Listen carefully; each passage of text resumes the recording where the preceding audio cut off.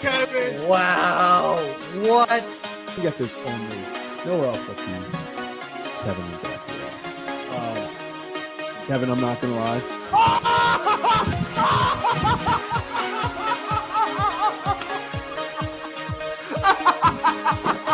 Now we're look at this. A carved penguin. There it is.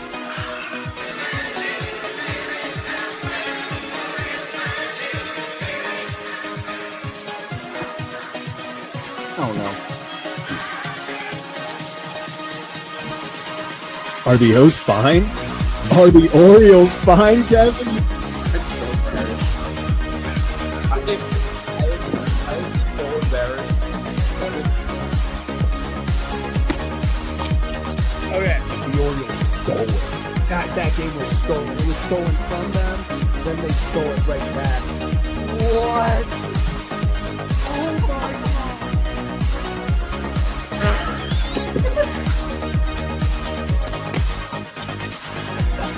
Wait, what's going on?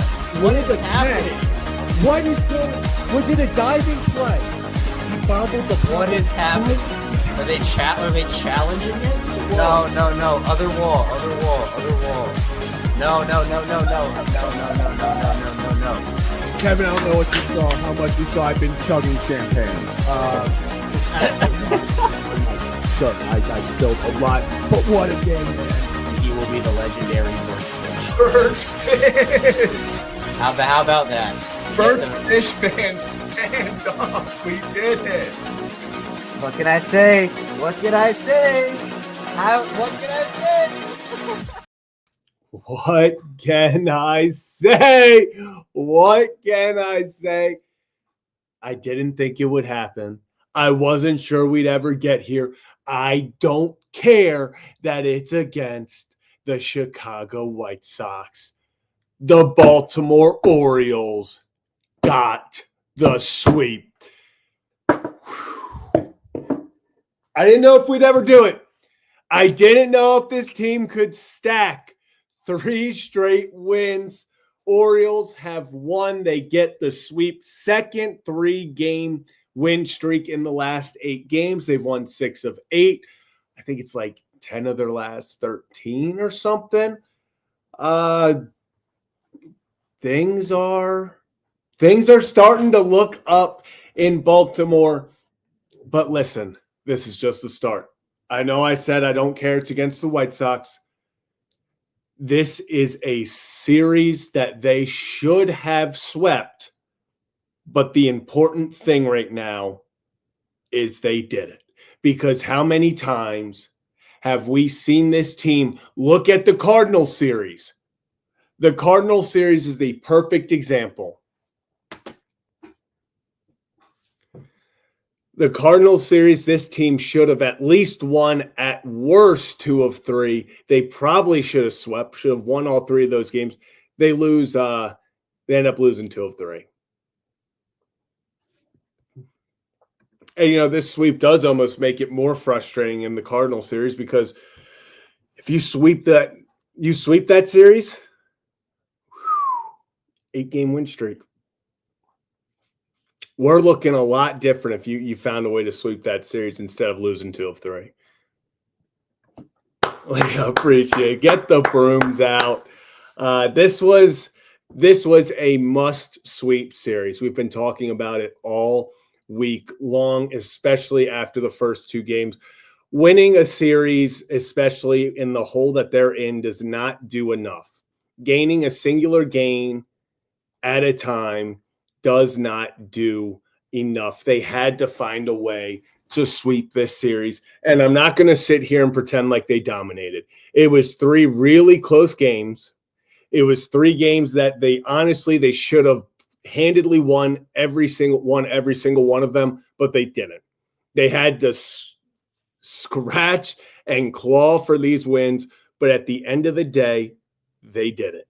They found a way to put 3 wins in, or 3 games in the win column. This is the exact momentum that we've talked about starting with the Cardinal series, that we said you needed to get momentum going as you go on the West Coast, as you start playing the Mariners, the Athletics. I mean, yeah, and Steve, first off, happy birthday, Steve.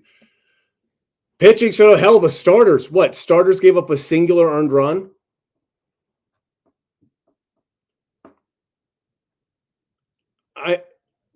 Starting pitching was lights out. The offense, I mean, had its struggles. We'll get through the box score right here in a moment. Offense had its struggles. Offense didn't make it easy for the pitching. Obviously, I think Bautista, his lack of control made some things a little closer than it needed to. But the offense wasn't killing it. It's not like they won these games 9-3, 8-2, 10-1. These were games that they had to grind out. And you got to give a standing ovation to the pitching, because they are the reason that they swept this series. It wasn't the offense. The offense had timely hits, a few unlikely heroes. I mean, Dylan Carlson, my God.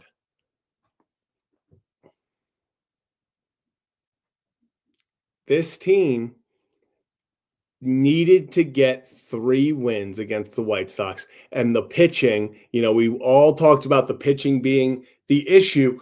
The pitching stepped up. Pitching stepped up. So let's go to the box score. Let's talk about this a little bit. Why don't we? Got the box score right here. So yeah, Jackson Holiday, 1 hit, 1 run.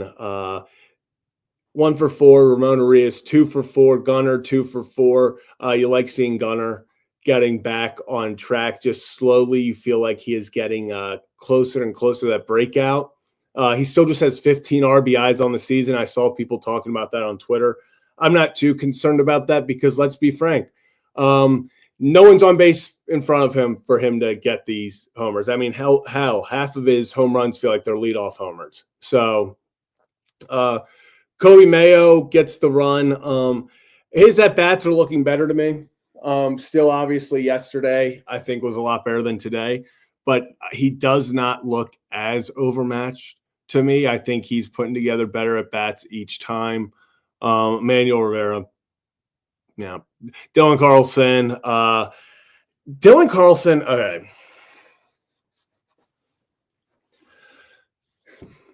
Dylan Carlson is an example of that guy that if this team was in the hunt right now, if this team was, let's say, 2 games back, hell, if this team just held a wild card spot, Dylan Carlson would be one of those fan favorites that we would be praising Elias for. Same with Laureano before he got injured. These have been 2 guys that, one, have been just, you tell me where to play, when to play, whatever, I'll be ready. It's been awesome to see. And, Carlson gets the RBI double that ends up being the difference in the game. Jorge 0 for 3. Heston Kjerstad breaks his 0 for 20 with a triple and then gets picked off third.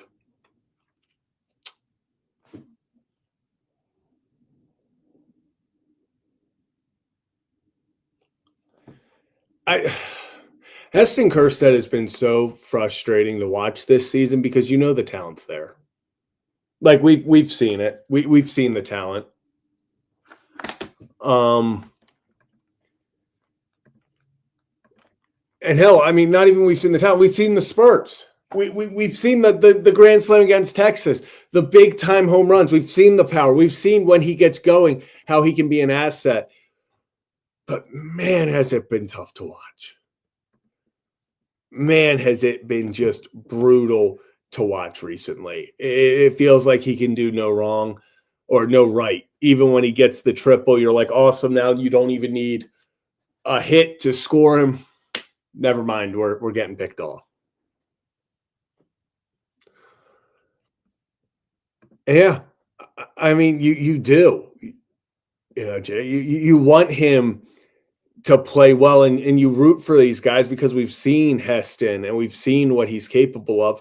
But right now, it just feels like he's not everything, even when he squares a ball up right at a guy. So it's frustrating. Cows are, Cows with another single today in Norfolk. Last time I checked, I mean, Cowser will be up this week. I wouldn't be surprised if Cowser meets the team in Seattle. Yeah, and he did actually, I believe. So I'll have to check. But on Friday, Heston got rid of the leg kick. So we'll see if that. I didn't pay attention to it today. So let's see if that changes anything. Heston, you just feel bad for him. Then Maverick Handley. Okay.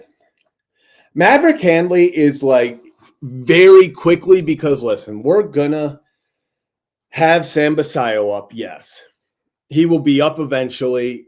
They'll have him and Adley as catching, but you're gonna always want pretty much both of them in the lineup 70% of the time. You're gonna want either Basayo DHing, Basayo at first, which means you're gonna need a backup. You're still gonna need a backup catcher. I love what Maverick Handley has brought to this team.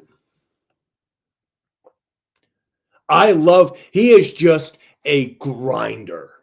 Like, he is the definition of a grinder. He is going to sit there. He is going to lay down the bunt if needed. His defense is incredible.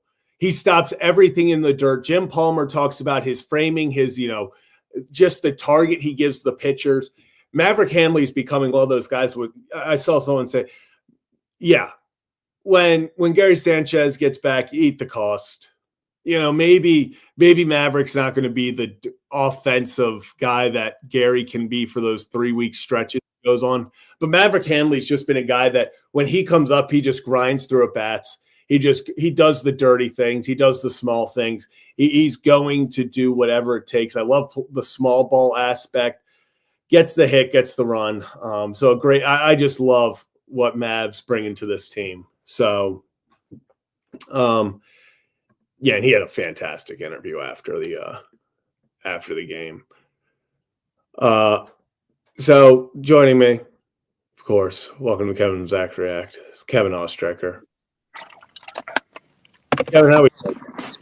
God, am I dreaming? Did the Orioles just sweep a team? Kevin, the Orioles got a sweep. I must be dreaming. There's no way. I must be dreaming. I have to be dreaming right now. Wake up, Kevin. It's real. It's real. And not only that, Charlie Morton. I mean, yeah, no, it really is a dream. Like, seriously. And I mean, shout out to Charlie. I mean, look, he's gotten a ton of criticism this year and deservedly so for the way he pitched earlier in the season. But to see him turning around the way that he has, and I know how much it means to him, and you kind of saw it during his interviews at the beginning of the year when he looked so down and dejected and truly felt horrible for the way that he was performing out there. And if not just for it's great for the Orioles, he's pitching well, which is true. But Charlie is someone that at the age that he's at, he's not in his prime anymore. In fact, very well past it. And to see him have these last couple of starts, it's encouraging. And, hopefully he'll be able to keep it up. He didn't pitch a ton in spring training. And so maybe the start of the year was his spring training, as we've talked about with a lot of other guys. But, he's a guy that cares. And that's what you want on your ball club, right? Like, performance is one thing. You want guys who can go out there and perform for you. But it's another thing when a guy truly cares and truly wants to go out there and be his best, not just for himself, but for his teammates, for the city he's putting on that jersey for. And I hope he can keep it up because he's a really easy guy to root for. And, he's helped a ton over these last handful of games. He's really turning around, and I have to give him a lot of credit for it. Yeah, Kevin, since May 10th, he's had 5 appearances since they decided, okay, let's try him out of the bullpen. Let's see what he can do. So since that game against the Angels where he came out and threw 2 innings of scoreless ball, he's thrown, let me look, he's thrown 22 innings. He's given up 4 earned runs. He has a 1.64 ERA. And in those 22 innings, he struck out 24. I mean, and yeah, it's not the greatest competitions. It's the Angels, it's the Twins, the Nationals, Cardinals were hot though at the time, and White Sox. But he's getting the job done, and we talk about the confidence and what that can do for guys, especially pitching. I mean, you see guys get confident pitching, and they ride it for 5-6 starts. You see a guy get, some guys will give up a quick, 5 runs in one game early on in the season. It can just derail their next 3-4 starts. So you do hope that Charlie can just continue to put it together because, listen, this team's going to need it. Like, we can talk about, yeah, you feel great for Charlie and everything, and you're glad he's turning around for him personally.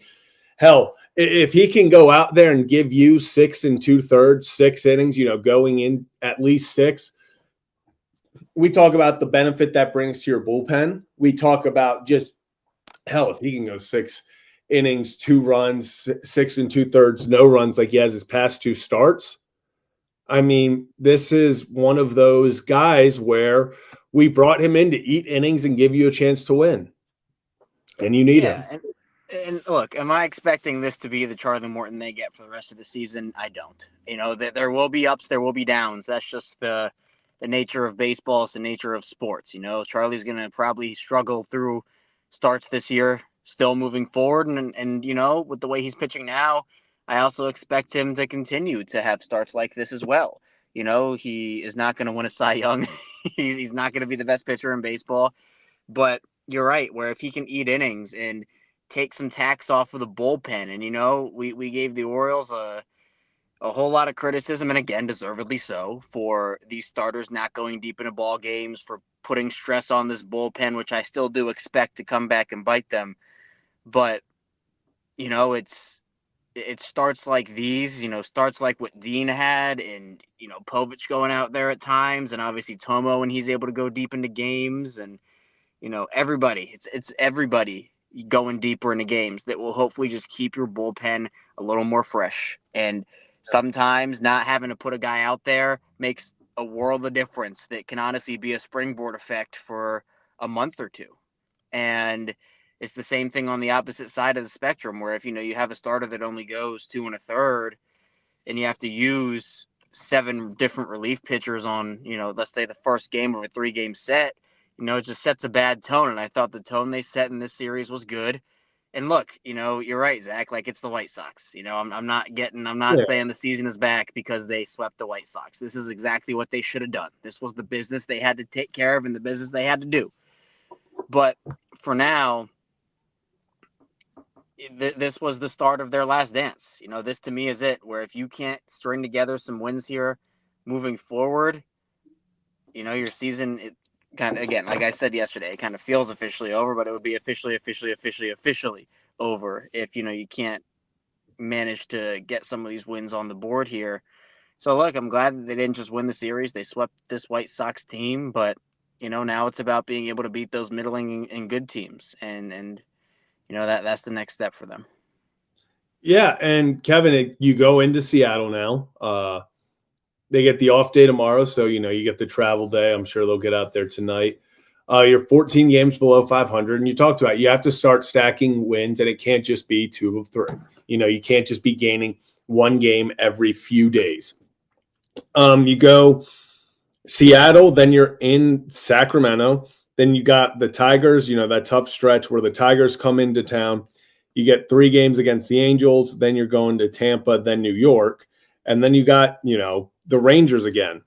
So you have to start, not only this, we've talked about teams like Tampa, teams like the Angels, teams like, the Athletics, like the Mariners.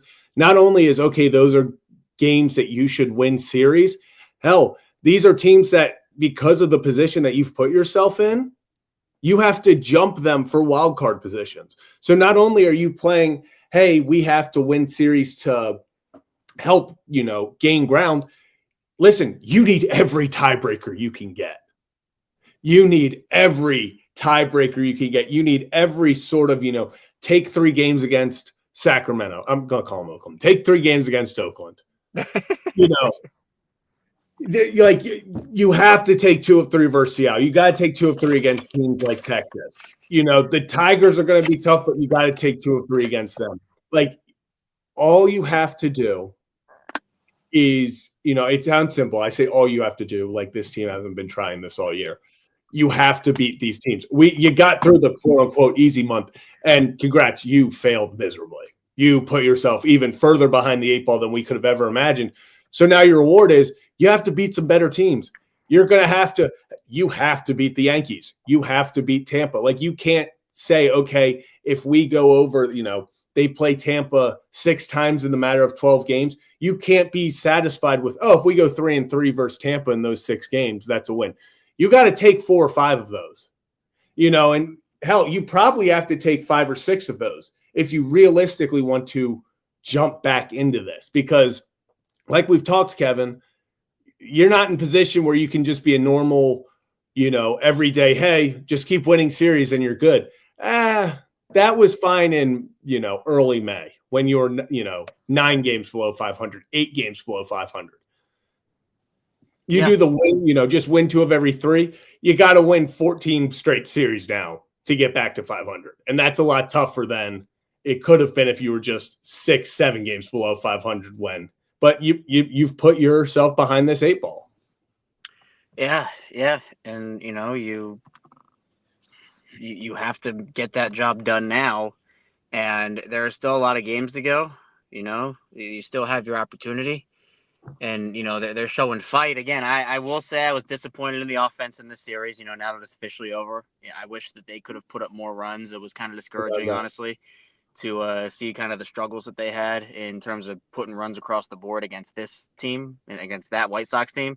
I was impressed with the pitching staff. I really thought that most of the guys that went out there, Felix certainly had his moments of, all right, Felix, let's get this job done here. But, I was impressed with the pitching staff, but again, the offense continues to be a concern. And, it's kind of a give and a take situation where, everybody knows that the pitching staff was going to be one of the weaknesses of this team. And, they've certainly gone through their struggles this season. But I need to see more from this offense. I think the pitching staff is I think maybe starting to turn a corner, hopefully. And again, it's the White Sox. I don't want to overreact to the White Sox, and I'm not going to. Where you have to prove it over a more consistent amount of time than just against the White Sox and this last little stretch here. But they have been playing better as of late, at least pitching wise. But offensively, outside of a Jackson or an O'Hearn, some of those guys, a few others as well, obviously. I'm just, I want to see more consistency there because, you're putting up 3 runs, 4 runs. Like, a better offense is going to come in there and put up 6 or 7. Exactly. On days where they have it going. And, if your offense can't respond to that, then we're going to be sitting here in a week and a half talking about the same old stuff. So, again, you can use this as a springboard, right? Like, you get a sweep, your momentum's going, and you're actually able to win games. Like, hey, we talked about that Cardinals series where they were in all 3 of those games, arguably should have won all 3 of those games, but they don't. And the series ends up being a disappointment. Well, same thing with the White Sox where, it doesn't feel great to say that the White Sox were in all 3 of those games. But, at the end of the day, a win is a win is a win. But, the question is, are we going to sit here and maybe a Kowser helps, and he certainly will. Westberg certainly will help that as well. Ramon Laureano, who behind Ryan O'Hearn is the second best hitter in the MLB. You have to get him back as well. Heston had a triple today, and the unfortunate event after that triple. But you know what? I think if Heston's going to be the guy to get sent, I think there's no question anymore in my mind. It's going to be Heston that gets sent down. Once Heston gets sent down, yeah. I mean, but again, it's like it's addition by subtraction. And it's not. I'm not hating on Heston. At least I'm not trying to. But it's addition by subtraction in the fact that look, a guy's not performing for you. You need your 1 through 9 to at least give you a chance. And even when Heston gave you a chance today, he still makes a mistake. So I just you. It's kind of like with contenders, right? Winning teams. The Orioles are not in this conversation right now, but I'm just using it as an example. Yeah. Where, when you're a contender, you're fighting for a spot. It's hard to give young guys a leash or a runway when they're making mistakes and trying to grow and learn through things. And it has to be a balance, right? Like, obviously, if a guy's talented, he's talented, but Heston has not shown enough to where like you cannot justify giving him more consistent opportunities right now when you need every single win you can get because of the hole that you have dug yourself. So, obviously it's like Cowser replacing Heston, like 1-for-1 is Yeah. a very big upgrade. At least Vera you and hope. Arias have been yeah, exactly. Like it's not a You know, guarantee, but look, Cowser's been mashing in AAA, so in AA and AAA in his rehab assignment. So you hope that he can continue to get back. yeah, and that's the thing. You don't know officially. It's the same thing as when they call guys up. You never know who's going to start off hot, who's going to springboard. They'll get Westy back eventually, as well. But these are guys that when they get up here, it's unfortunate that you feel like you do have to kind of rely on them to make it happen. Like you would prefer that it didn't come down to, hey, Colton Cowser, when you come up here, like, hey, offense is struggling, we need you to be the spark plug. We need Westbrook to be the spark plug. In a series against the White Sox, it shouldn't be coming down to you needed your pitchers to all go 6-7 innings of pretty much one-run ball or a shutout to win. You shouldn't have had to rely on your closer to throw back-to-back games. And what was it, 3 one-run wins? I mean, tying run was at the plate or on base in every single game in the ninth inning. So it wasn't dominant by the offense in any sense of the word. So you're happy with the pitching, but now it still feels like the offense is the most disappointing part of this team this season. And, it is guys like Kerstead. It is guys like, Gunnar only having 15 RBIs. It's guys like Adley. And I know I've seen people talk about being in the 2-hole and move him out of there.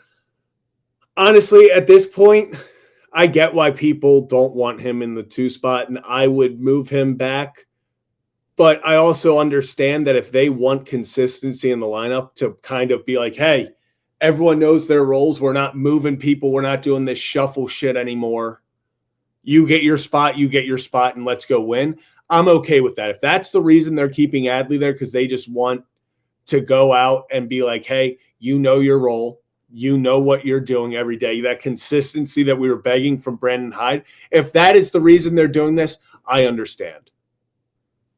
Yeah, but I also, it does get to a point where you need to consider putting him down. The lineup. Manzolino's comments make it feel like he's not getting moved. I mean, I strongly believe he should be, but I don't feel like they are going to now with Manzolino. Again, that's not what I would do. I would move him down, but that's kind of what it feels like. And I mean, my counter argument would be, well, if you want to get that consistency, why didn't you move him down a week ago and keep him in the 5-hole? And there's your consistency. So I just, that's kind of my thing. But you're right, where especially going back to the savior conversation, like it's not fair to any of those guys who are asked to do that. And it honestly places unfair expectations on them to where the weight of the world is expected, or it is on their shoulders and it's expected of them, where, no one was expecting Charlie Morton to go in and be your number 2 starter with Grayson and Eflin missing some time. And, Tomo gets essentially like, hey, you need to be the ace of our staff. And he has responded very well to that. And, honestly has saved the Orioles season with how good he's been in a lot of spots for them, because without him and kind of an average guy there, I don't even want to know. It looks bad now. I don't even want to know what it will look like. And so, some guys respond to that well and others don't. And, it's just last year and in the Brandon Hyde era, it was a big gripe that both you and I had, was that there was just like, where is everybody playing and who's doing what for them? Like, what does this guy do? What does that guy do? It just feels like Brandon Hyde was trying to put everybody in 4 different roles and say, hey, you could be doing X, Y, or Z, and we don't know what you're doing yet, but you're going to have to help us out in some way, shape, or form. Yeah. And I do appreciate and like that there is more consistency. Like, clearly Tony vehemently disagreed with Brandon Hyde not playing Jackson every day, which everybody did, except for Brandon Hyde and, whoever else was involved in that decision, whether it be Elias, whoever, I still stand pat on my opinion that the decisions were not 100% made by Brandon Hyde. But No. regardless, you don't want, in my opinion, it's not fair to say to Colton Cowser, hey, you're going to have to be the guy that takes over our offense and gets these guys back. It's just not fair to him, because there are more than enough talented players that could have taken on that role already. And, it's been a disappointing year relative for Gunnar. Very disappointing year relative for Adley. Ryan O'Hearn has responded really well. Jackson's responded really well. Cedric has had a lot of great moments, like a ton of great moments this season. So, I don't like the savior mentality. Like, obviously, like, you have to have it at certain points, especially when, like, there is a net negative like Hessen in your lineup, where it's like, man, Colton could really give the offense the boost that they need. But I want to see it from more people. And, we've seen it from those guys I mentioned, and that's where we talk about 1 through 9 for them. Like, it's not going to have to be Gunnar or Adley every single night. And it clearly hasn't been. But, No. Don't have to accuse them of that. Yeah, exactly. But we've shifted that conversation into, well, it feels like it's O'Hearn every night, or it feels like it's Jackson most nights, where, Dylan Carlson might have a big hit for you like he did today, or, Mountie will come through with, a 2-for-4 game or have a big moment. But I just want to see those more consistently.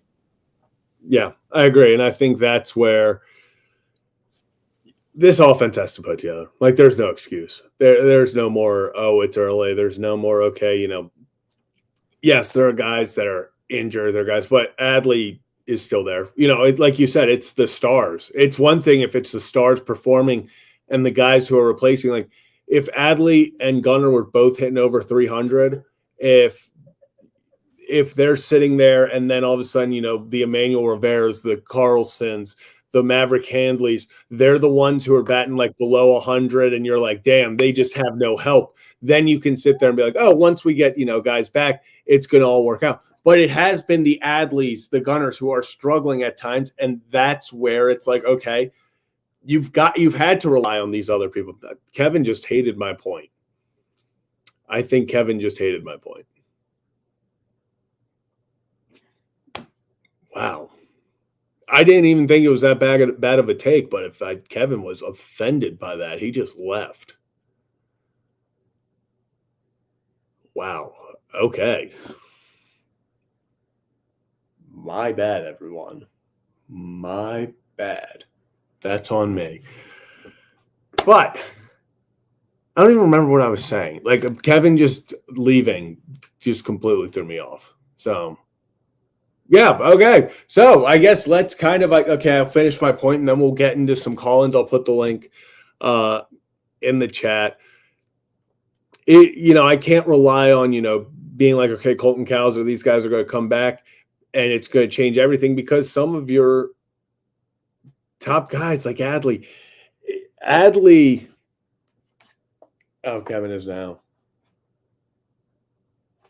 All right, Kevin just completely dipped. All right. So we'll see Kevin later. But you need your star players to continue to perform. If they want to turn this thing around, the stars are going to have to perform. So let's get into some call-ins. I just put the link in. Kevin hated our conversation so much that he couldn't stand to have it anymore. Unbelievable. You think you know a guy. You really think you know a guy, and then this is what Kevin does to you. It's sad. It's sad. But let's hop into some call-ins. We got Joe first. Joe, how we doing? Doing good, man. The Orioles got a sweep. They got the brooms out. Sweep, it's baby steps. And Kevin disappears when it's his turn to eat the ramen. And I mean, what, last July? So we're almost 12 months. We've been waiting for this, and he no-shows us. I mean, what kind of friend is that? It's unreal, Joe. I mean, someone's got to call him out for He it. wouldn't even show his face today. I mean, Yeah. How do we know? How do we know it was the real Kevin? It could have been AI. I mean, make a great point, Joe. We really don't. This is we're going to report it to higher up HR because Kevin is we got to find out who's above. There's always a boss to somebody. We'll have to find him. Yeah, I'm gonna have to report Kevin. I mean, Nick's the new Discord boss, so maybe he's higher above Kevin now. So maybe I can report this to the British guy and yeah, we'll have to get international. Kevin accountable for not eating the ramen because today's the day. Today's the day. Yeah, he's been waiting for a year, and then he finally gets it, and this is what happens. There's an off day tomorrow, so maybe that's his plan to do a off day stream of just eating ramen. We might have to force him. But we might have to. Like Spirit Bomb said, we'll have to send him to the principal's office. It's sad. It's sad. It's sad. I mean, it really is. There's no other word behind it. It's sad. Take pride in yourself, Kevin. Follow through. It is. It's Pride Month. Take pride. And follow through, buddy. So it's just someone's gonna have to call him out. We're gonna make sure he gets it done.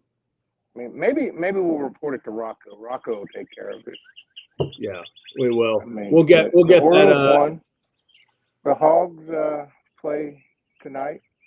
I think the game's on right now to determine who they're playing. It'll be either Creighton or North Dakota State. Take care of business. And you know what the best news of the day was? What's Texas that? Longhorns ate shit, and they're going home. Wow. The number one seed in the tournament. Damn. Bye-bye. You hate to see it. Hate to see it if you're a Longhorn fan. I mean, if you're a Longhorns fan, I don't have any friends that are Longhorns fans, but we'll see. Maybe I have to check the score of the Little Rock Trojans game today to see if they survive to play LSU again because they sent Rhode Island packing yesterday, 22-10. So damn. I mean they came to play. So let's see if they can get out of that Baton Rouge regional. If Texas can get upset, LSU can get upset. Ole Miss, I think Ole Miss is on the brink of elimination too. So a lot of insanity going on in college baseball right now. That's for sure.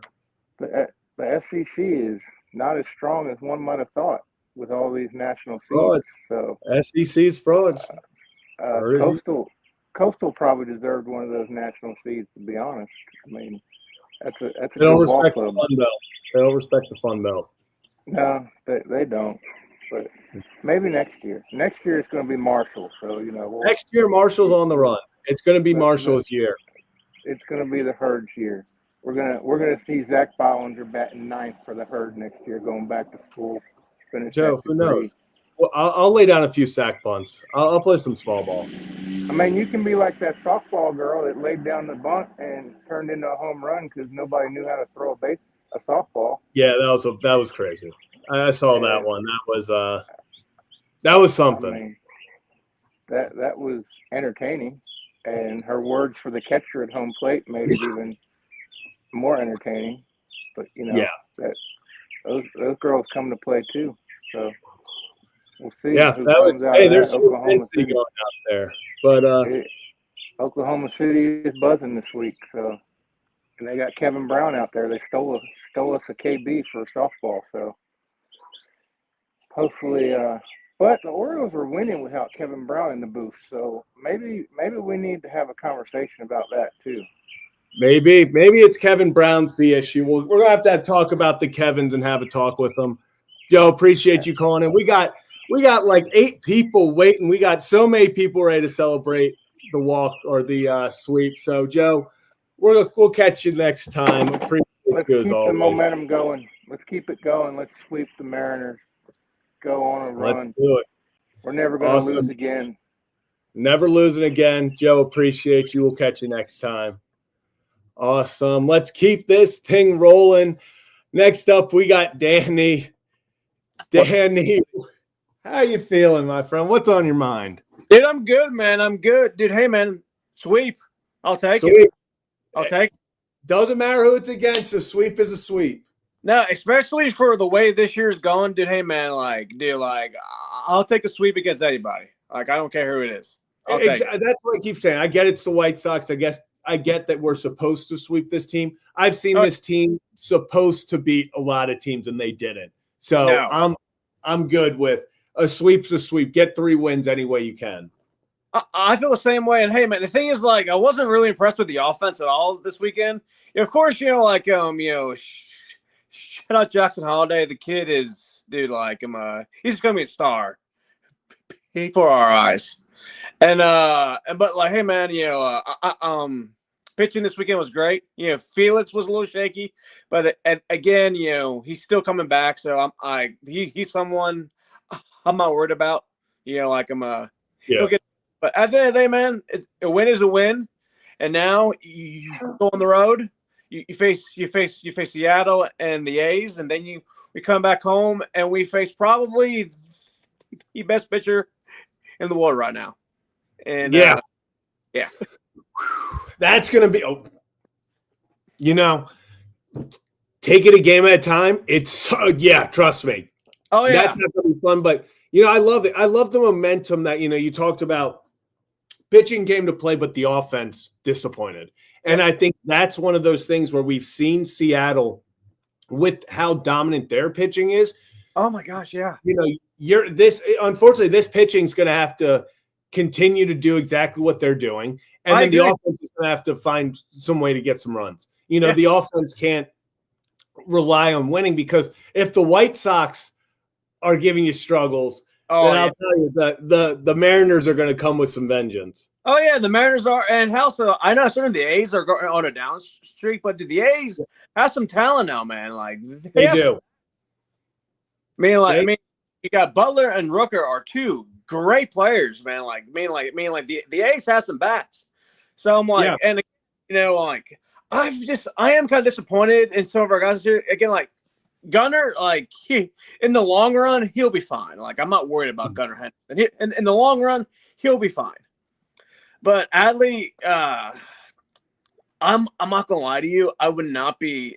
I would potentially at the end of this season, potentially whoever the new manager is, have a conversation with him about potentially just to hit from the right hand side, because he is so much better on the right hand side. Yeah, and it feels like, especially right now, with when you switch hit, you have 2 swings. Mm-hmm. You have 2 types of swings and 2 different swings that you have to keep up on, and it's tough. It's tough. Like, man. It is really, really tough to switch hit. Only you have to practice 2 swings. You're doing double the amount of BP. Mm-hmm. So it's not easy. So I think that's another thing that people don't really understand. It's like, switch hitting. It's just, it's 2 different swings. And sometimes Cedric Mullins, it changed his career. He was a below average hitter, goes just from the left side, and he's taken off. Yeah, I'm just saying, just as what I've seen, and just to think his stats from the right hand side is just so much better. So I'm saying, like, hey, it might be a good conversation to have. Because at the end of the day, like, you have invested a lot into him. You've invested a lot into him. And, like, to see the regression that we've seen from him over the past year. And then they I am not saying, like, he's done. I'm not saying that at all. I'm just saying, like, okay, whoever the new manager is comes in, I feel like that would be a good conversation to have. That's all I'm saying. No, I agree. I think it is something that, I think every switch hitter has to eventually have, that conversation, especially with this extended struggle. If he continues to struggle throughout this year, it's a year and a half, season and a half of, some tough baseball offensively. I think you do have to look at every single avenue to get better there. I don't think it's, whether or not they go for it or that's the route they take. I think it is something that you have to at least consider. Oh, yeah.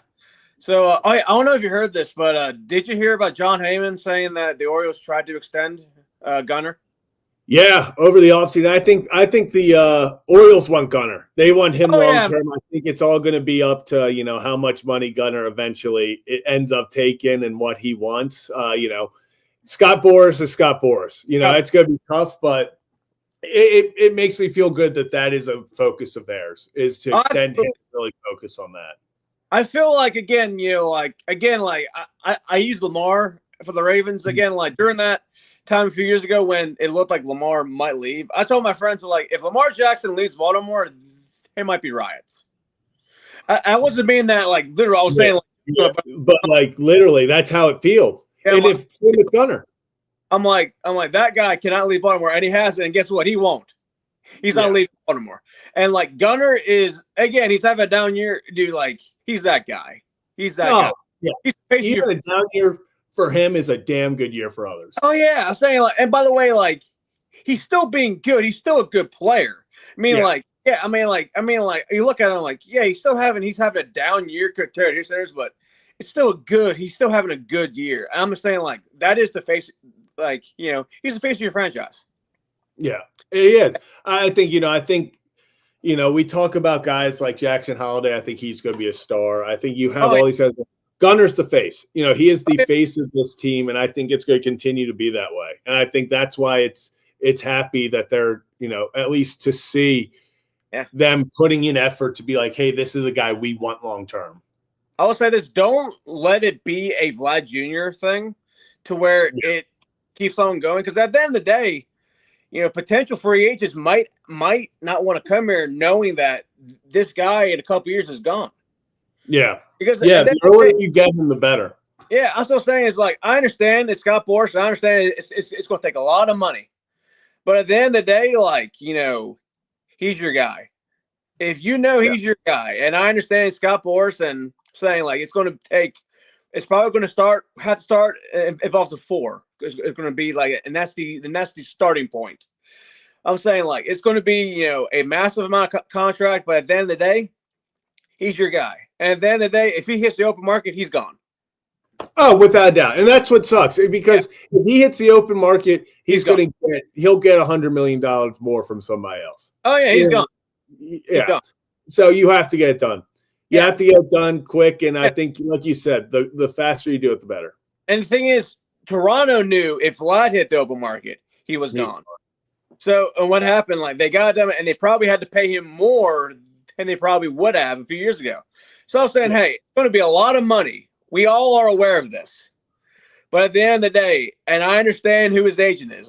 We all are aware of this. But at the end of the day, you sit him down and tell him, hey, try to figure out a number that he wants. And I have a feeling it's going to start. It's in the 4s or 5s. Yeah. 4s or 5s. And I'm you know what? The Orioles have the flexibility to have a contract like that because they have a lot of, again, this is a cheap team.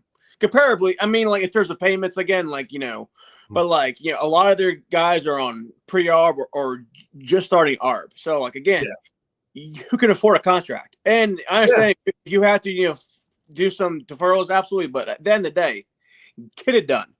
Yeah. Yeah. I agree. Gunner's got to stay. He's got to be an Oriole for life. Oh, Danny, appreciate you calling in. Glad to talk after a sweep. Absolutely, man. I love it. Hey, man, you know what? The thing I always say, man, keep it rolling. Keep it rolling. Let's keep it rolling. Keep it rolling into Seattle. And let's just see what can happen. Let's see what can happen. Danny, appreciate you. We'll see you next time. Awesome. Next up, we got Laura. Laura, how we doing? How are we doing? How are we doing, Zach? How are we doing?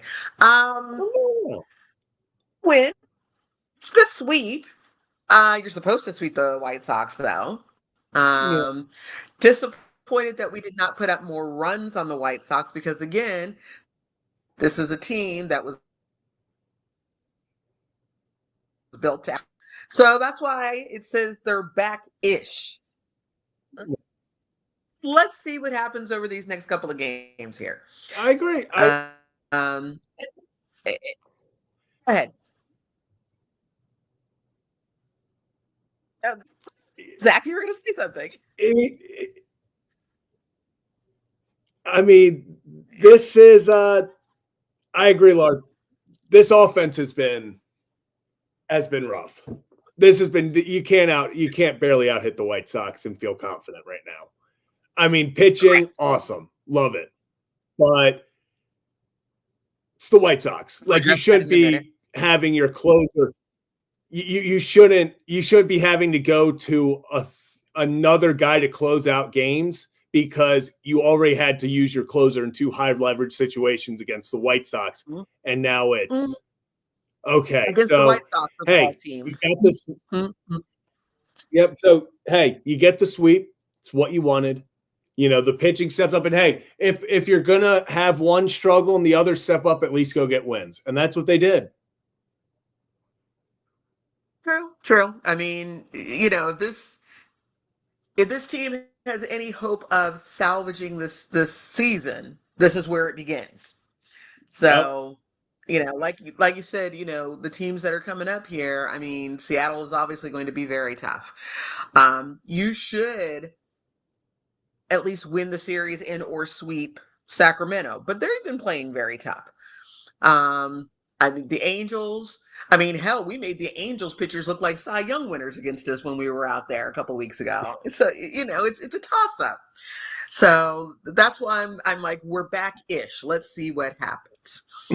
I agree. Um, Just keep building momentum off of it. Back-ish. And then hey, if you can keep this momentum rolling into Seattle and beyond, then we can say we're back. But right now I like it. This is where it needs to start. You know, this is where it needs to begin. in regards to the pitching, I'm gonna go a little old school here. I don't know if you ever heard of a group called the Gap Band. You dropped the bomb on me, baby. No, no, okay. Yeah, you young kids. Well, anyways, the lead singer of this band was a gentleman by the name of Charlie Wilson. And he has since put out his own solo album where it says, first name Charlie, last name Wilson. And so that's how I feel that Charlie Morton is kind of walking off the mound. He's like, first name Charlie, last name Morton, because he's the man. Hey, That's the whole point. And he has been is the last man five right now. times he's pitched. His last 5 outings, he has been the man. You know, he's been the I guy think in his to last go 5 out there and outings, get he it got a done. sub-2 ERA. Yeah. You Just know, keep it I mean, rolling. he's himself right now, and he has every reason to. And that's all that I was getting at was that Charlie should be feeling himself right now. Oh, he should, like you Um, said, he should, you know, and it's great to see because hell, this team needs it. You know, this team needs it. This is not, we're not a team right now that can, you know, nitpick at, oh, well, you know, we'd rather have this guy be getting the, no, if somebody's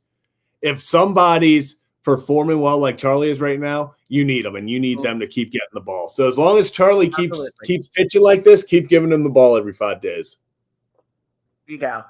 And that is really all I got because I got to jump off here. I got to get some homework finished so I can stream the NASCAR race in the Discord for people later. So love it. you all have a super Sunday. Enjoy your day off tomorrow on Monday, and we'll catch you on Tuesday. We'll catch you on Tuesday. Appreciate you, Laura. Go have some fun.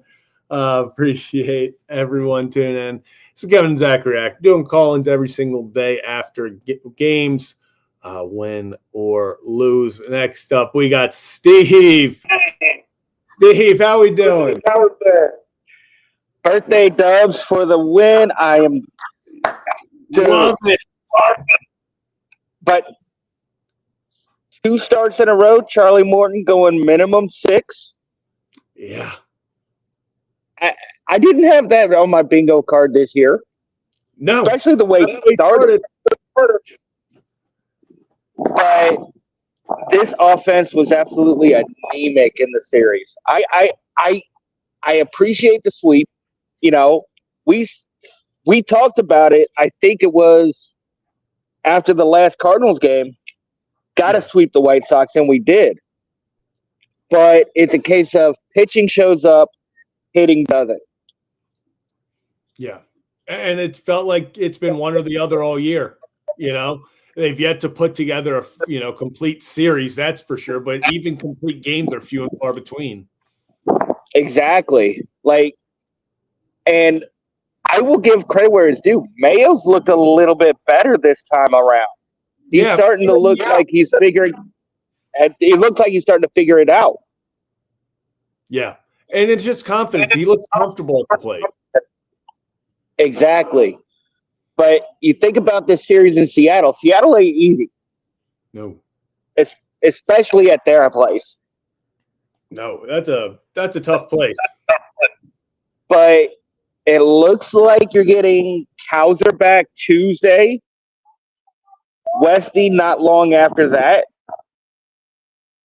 If not same day, maybe next day. Who knows?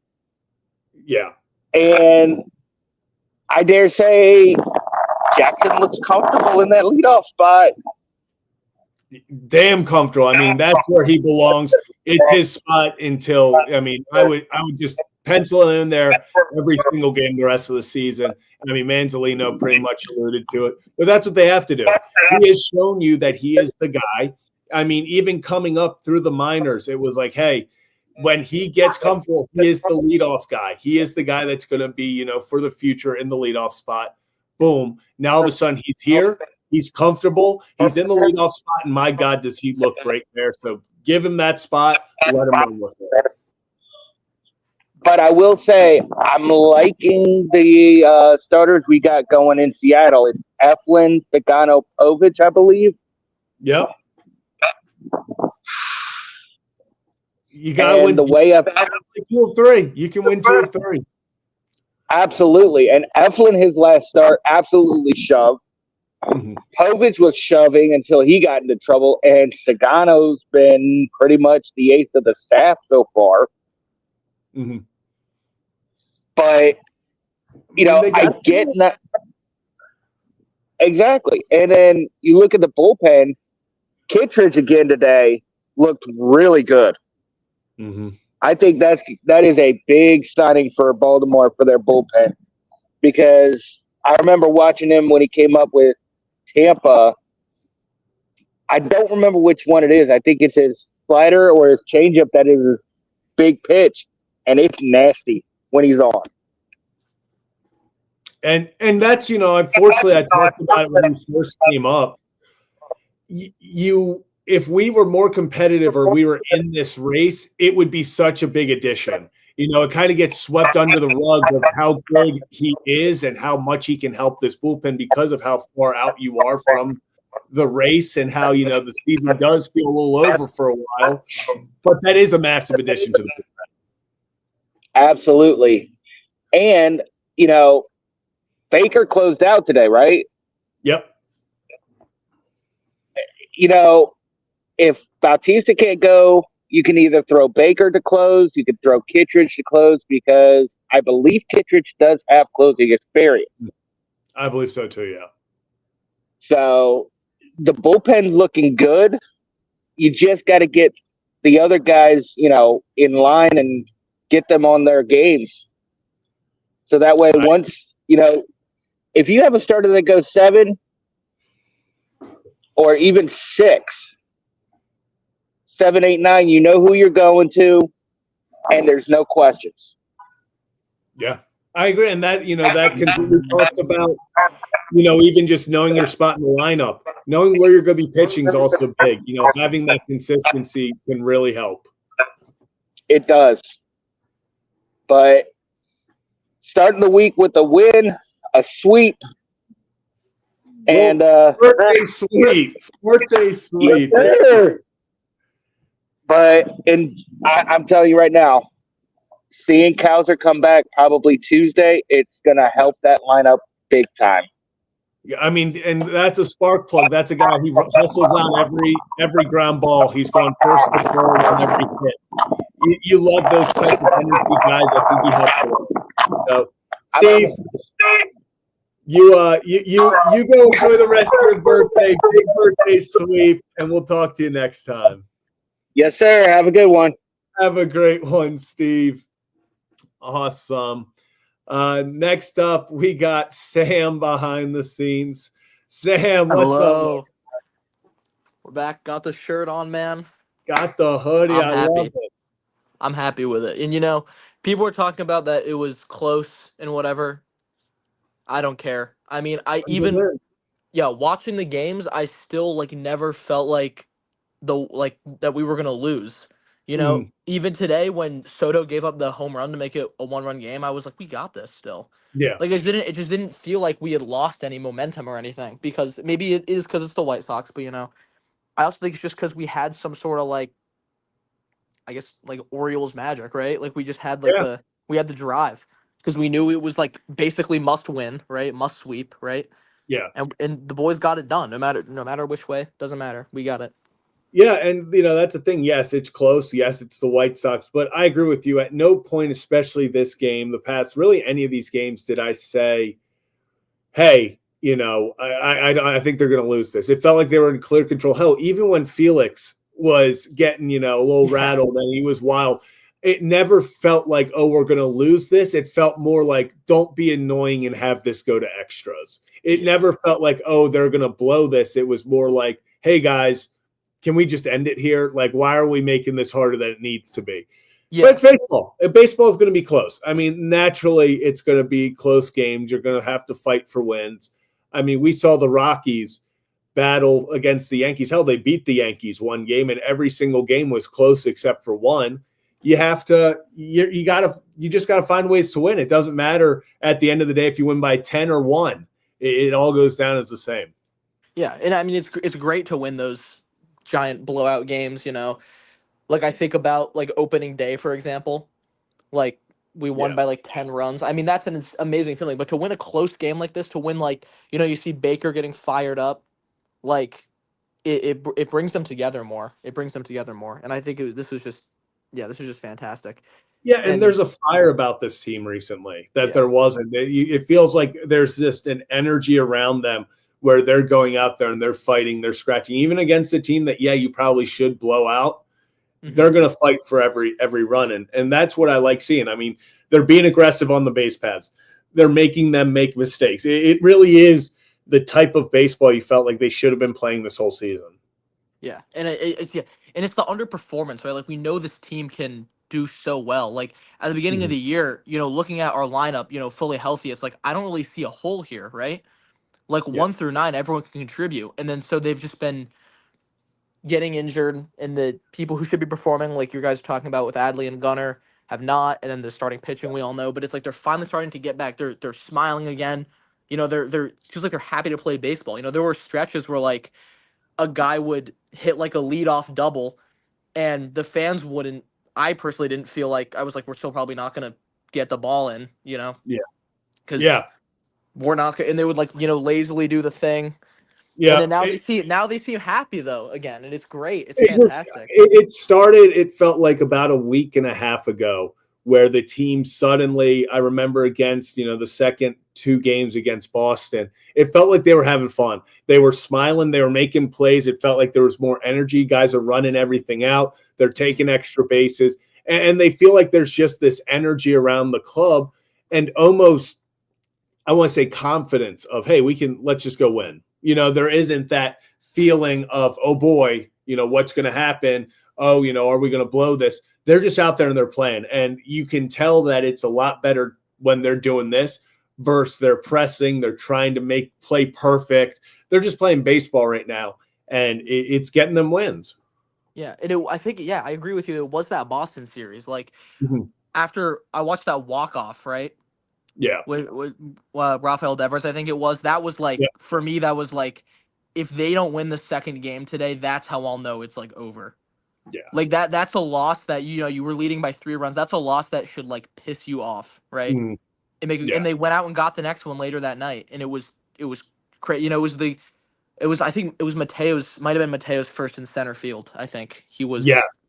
Yeah, I think that was his first game center field. But like it was just, and then after that, it just like lit a fire under them. It's been amazing Yeah. ever since. Aside from the two Cardinals games, that were winnable. But I mean, yeah, I'm just gonna enjoy it. Again, I'm not taking any of this for granted. Yeah. Like, I have my complaints, but I'm not gonna let myself get mad over the little things when we're winning again. Because it's Yeah. still, Hey, I'm we happy with haven't it. we haven't won a lot of games this year, so you have to kind of take these as it Yeah, is.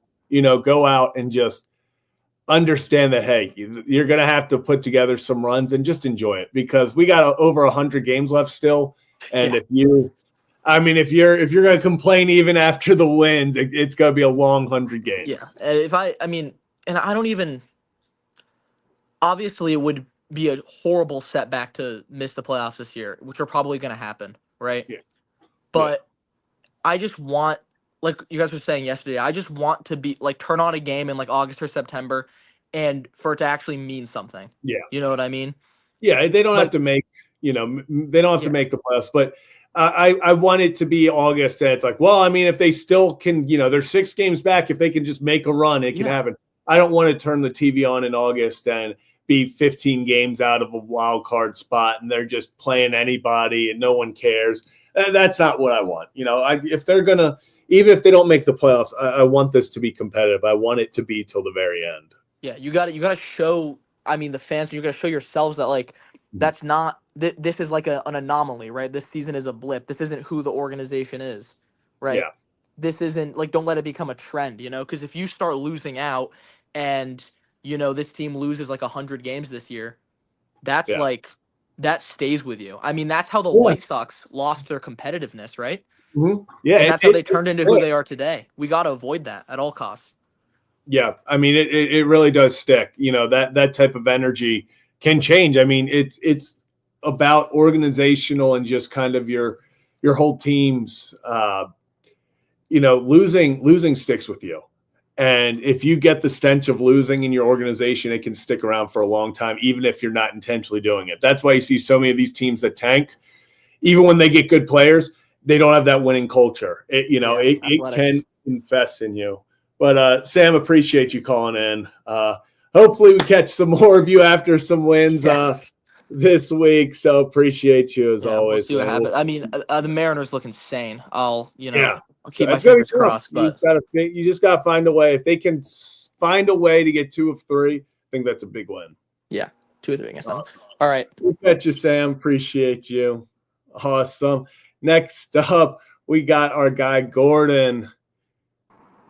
Gordon, what's up, my man? What's going on, my guys? How you feeling? I'm feeling good. A nice sweep on a Sunday. It's keep the vibes good. What you Yes. With the missus right now. About to go get some food. So enjoying our Sunday. Especially with the Orioles win today. So makes it all better. Look, I was talking to her. Well, she asked, she was like, why is this team doing better, like, ever since Brandon Hyde? And it made me think, I'm like, man, why is this team, like, actually putting things together when Brandon Hyde wasn't here? And it made me think, is like, what he was doing, was it just stale? Were guys not, like, I know guys loved him and cared for him, but, like, what was it? Like, can you say why? Because there has been a complete difference ever since Marcelino has taken over. Like, why has he? And like, I can't really put my finger on it. It's like I'm seeing a completely different team, what we are now versus, when Brandon Hyde was still here.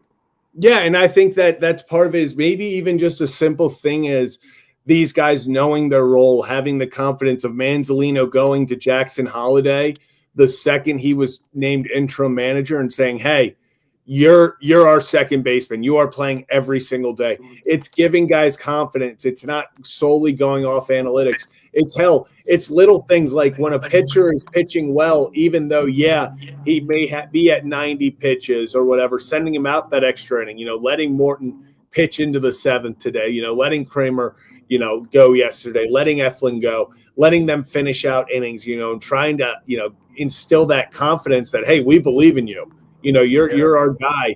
And I think that does manifest some sort of winning attitude in this team. I feel like everyone it was a wake-up call. And I think kind of since then, you've seen this team kind of turn a leaf and just you see it with the on-field energy. They're running more. They're putting pressure on the other team. And they're just all around playing better baseball. All around. And it's good to see. Even in our losses, it just seems like it's more competitive than what it was. Even though we lost, it would have been amazing to at least take 2 or 3 out from the Cardinals and then sweep. We would have been talking about this game in a different way and talking about Seattle in a different way. But it's like, even in those losses, it was terrible, but it was still competitive. It just didn't seem like we just went out there and laid a goose egg, and it was just Yeah. like, oh my God, come on, It's like the way this team is. It's like we're showing a lot of fight, and yes, oops, yes, it's certain guys that we still rely on that's still not making, like Gunner sometimes, Adley majority of the times, Heston, but like I'm just excited for when these guys come back, like Kauser. When Kauser comes up, is Westberg going to come with him, or does Westberg I'm still need not a little bit more sure time? that I could see Westberg maybe staying a little bit longer. I think Kauser meets them in Seattle. I wouldn't be Yeah. surprised though if Westberg also just met them in Seattle. Do you feel as If they if just both met them, I wouldn't be surprised in the slightest. do you feel as if there's any way that we keep Heston Kjerstad on this team when we No. call up Kauser and like bring somebody else down, or do you feel like it's a Uh, for yeah, sure? I don't want to say that I'm completely sure because I've seen them obviously do things that I did not agree with, but I think at this point, I would be pretty shocked. I would be Yeah. pretty shocked if I were to see him. I guess they could just let Jordan Adams go. I could see that, and Heston stays on, but at the same time, I think they got to get Heston some confidence back. Is Like Jordan Adams a right-handed hitter or a left-handed hitter? believe he is right-handed. Okay, because I feel like that makes a difference too. But I Yeah, he's just a right-handed hitter. like I was happy that Heston got a triple today, and I'm like, you know what? Maybe that's the confidence that he needs. And then just seeing him because I wasn't even looking at it at the time. I just saw that heard that he got thrown out, and I looked at the replay, and I was like, it's like you take a step forward and you take two steps back, and it's just like I know that can play. It's like he's a young guy. Those things play on your confidence. Those things will really eat you up and feel like, man, I'm at this level, but can I even produce?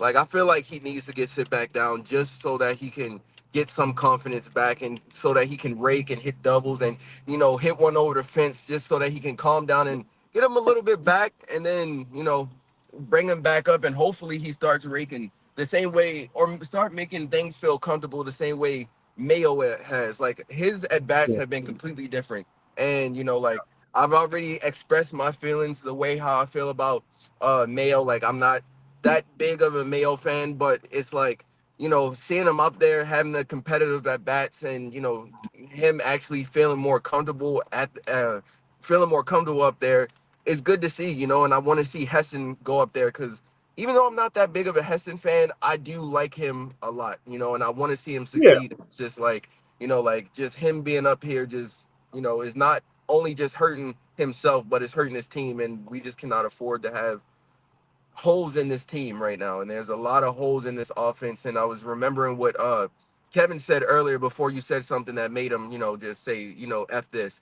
Like Yeah, for real. like Crazy.